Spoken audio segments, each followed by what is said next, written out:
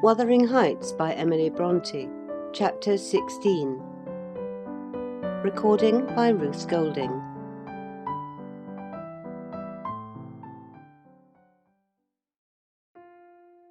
About 12 o'clock that night was born the Catherine you saw at Wuthering Heights, a puny 7 months child, and 2 hours after the mother died, having never recovered sufficient consciousness to miss Heathcliff or to know Edgar. The latter's distraction at his bereavement is a subject too painful to be dwelt on. Its after-effects showed how deep the sorrow sunk. A great addition, in my eyes, was his being left without an heir. I bemoaned that as I gazed on the feeble orphan, and I mentally abused old Linton for, what was only natural partiality, the securing his estate to his own daughter instead of his son's. An unwelcomed infant it was, poor thing.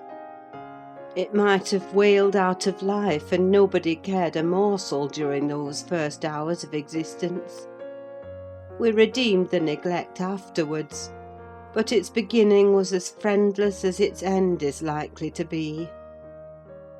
Next morning, bright and cheerful out of doors, stole softened in through the blinds of the silent room, and suffused the couch and its occupant with a mellow, tender glow. Edgar Linton had his head laid on the pillow, and his eyes shut. His young and fair features were almost as death-like as those of the form beside him, and almost as fixed. But his was the hush of exhausted anguish, and hers of perfect peace. Her brow smooth, her lids closed, her lips wearing the expression of a smile. No angel in heaven could be more beautiful than she appeared, and I partook of the infinite calm in which she lay. My mind was never in a holier frame than while I gazed on that untroubled image of divine rest. I instinctively echoed the words she had uttered a few hours before. Incomparably beyond and above us all.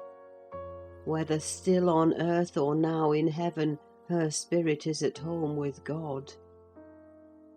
I don't know if it be a peculiarity in me, but I am seldom otherwise than happy while watching in the chamber of death, should no frenzied or despairing mourner share the duty with me. I see a repose that neither earth nor hell can break, and I feel an assurance of the endless and shadowless hereafter, the eternity they have entered, where life is boundless in its duration, and love in its sympathy, and joy in its fullness. I noticed on that occasion how much selfishness there is even in a love like Mr. Linton's, when he so regretted Catherine's blessed release. To be sure, one might have doubted, after the wayward and impatient existence she had led, whether she merited a haven of peace at last. One might doubt in seasons of cold reflection, but not then, in the presence of her corpse. It asserted its own tranquillity, which seemed a pledge of equal quiet to its former inhabitant. Do you believe such people are happy in the other world, sir? I'd give a great deal to know. I declined answering Mrs. Dean's question, which struck me as something heterodox. She proceeded, "Retracing the course of Catherine Linton, I fear we have no right to think she is, but we'll leave her with her Maker. The master looked asleep, and I ventured soon after sunrise to quit the room and steal out to the pure, refreshing air. The servants thought me gone to shake off the drowsiness of my protracted watch. In reality, my chief motive was seeing Mr. Heathcliff. If he had remained among the larches all night, he would have heard nothing of the stir at the Grange, unless perhaps he might catch the gallop of the messenger going to Gimmerton. If he had come nearer, he would probably be aware, from the lights flitting to and fro, and the opening and shutting of the outer doors, that all was not right within. I wished, yet feared, to find him. I felt the terrible news must be told, and I longed to get it over, but how to do it I did not know. He was there, at least a few yards further in the park, leant against an old ash tree, his hat off, and his hair soaked with the dew that had gathered on the budded branches and fell pattering round him. He had been standing a long time in that position, for I saw a pair of ouzels passing and repassing scarcely 3 feet from him, busy in building their nest, and regarding his proximity no more than that of a piece of timber. They flew off at my approach, and he raised his eyes and spoke. "She's dead," he said. "I've not waited for you to learn that. Put your handkerchief away, don't snivel before me. Damn you all, she wants none of your tears." I was weeping as much for him as her. We do sometimes pity creatures that have none of the feeling either for themselves or others. When I first looked into his face, I perceived that he had got intelligence of the catastrophe, and a foolish notion struck me that his heart was quelled, and he prayed, because his lips moved and his gaze was bent on the ground. "Yes, she's dead," I answered, checking my sobs and drying my cheeks. "Gone to heaven, I hope, where we may every one join her, if we take due warning, and leave our evil ways to follow good." "Did she take due warning, then?" asked Heathcliff, attempting a sneer. "Did she die like a saint? Come, give me a true history of the event. How did—" He endeavoured to pronounce the name, but could not manage it, and, compressing his mouth, he held a silent combat with his inward agony, defying meanwhile my sympathy with an unflinching, ferocious stare. "How did she die?" He resumed at last, fain, notwithstanding his hardihood, to have a support behind him, for after the struggle he trembled in spite of himself to his very finger ends. Poor wretch, I thought, you have a heart and nerves the same as your brother men. Why should you be anxious to conceal them? Your pride cannot blind God. You tempt him to wring them till he forces a cry of humiliation. Quietly as a lamb, I answered aloud. She drew a sigh and stretched herself like a child reviving and sinking again to sleep, and 5 minutes after I felt one little pulse at her heart, and nothing more. "And did she ever mention me?" he asked, hesitating, as if he dreaded the answer to his question would introduce details that he could not bear to hear. Her senses never returned. She recognised nobody from the time you left her, I said.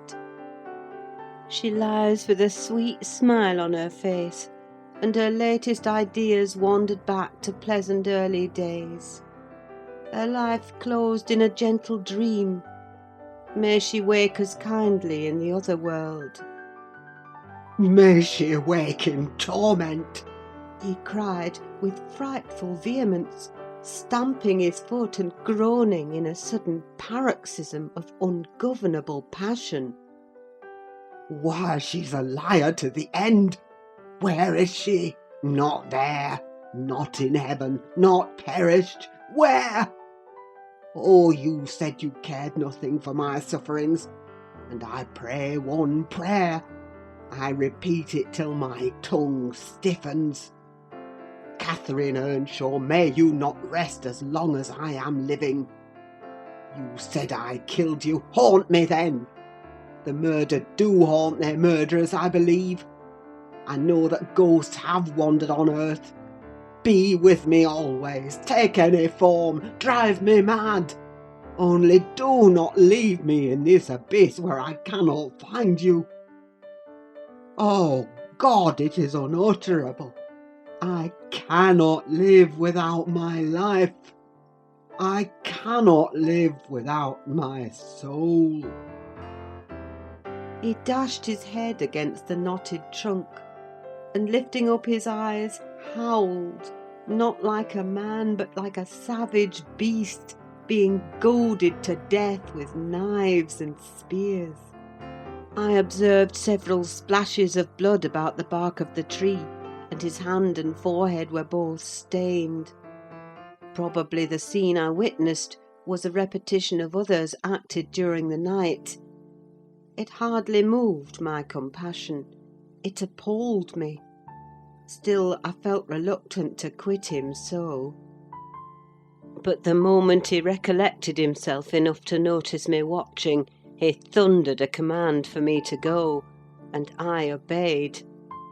He was beyond my skill to quiet or console. Mrs. Linton's funeral was appointed to take place on the Friday following her decease. Until then her coffin remained uncovered, and strewn with flowers and scented leaves, in the great drawing-room. Linton spent his days and nights there, a sleepless guardian, and, a circumstance concealed from all but me, Heathcliff spent his nights, at least, outside, equally a stranger to repose. I held no communication with him. Still I was conscious of his design to enter if he could, and on the Tuesday, a little after dark, when my master, from sheer fatigue, had been compelled to retire a couple of hours, I went and opened one of the windows, moved by his perseverance to give him a chance of bestowing on the faded image of his idol one final adieu. He did not omit to avail himself of the opportunity, cautiously and briefly, too cautiously to betray his presence by the slightest noise. Indeed, I shouldn't have discovered that he had been there, except for the disarrangement of the drapery about the corpse's face, and for observing on the floor a curl of light hair, fastened with a silver thread, which, on examination, I ascertained to have been taken from a locket hung round Catherine's neck. Heathcliff had opened the trinket and cast out its contents, replacing them by a black lock of his own. I twisted the two and enclosed them together. Mr. Earnshaw was, of course, invited to attend the remains of his sister to the grave. He sent no excuse, but he never came, so that, besides her husband, the mourners were wholly composed of tenants and servants. Isabella was not asked. The place of Catherine's interment, to the surprise of the villagers, was neither in the chapel under the carved monument of the Lintons, nor yet by the tombs of her own relations outside. It was dug on a green slope in a corner of the kirkyard, where the wall is so low that heath and bilberry plants have climbed over it from the moor, and peat mould almost buries it. Her husband lies in the same spot now, and they have each a simple headstone above, and a plain grey block at their feet, to mark the graves. End of chapter 16.